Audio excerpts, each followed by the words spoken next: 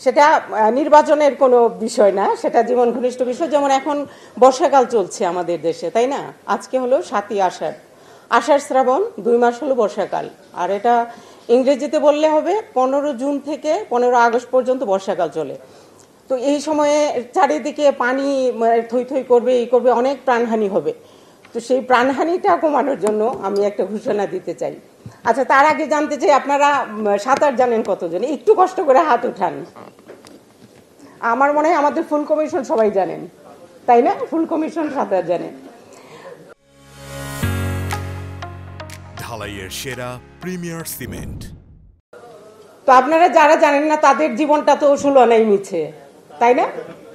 আসলেও কি তাই?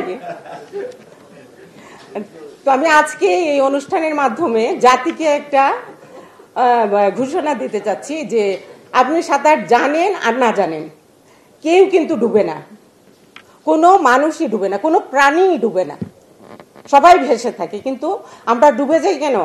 আমাদের নার্ভাসনেস থেকে, মানে দম বন্ধ হয়ে, শ্বাস বন্ধ হয়ে আমরা ডুবে যাই, কিন্তু কোনো মানুষ ডুবে না।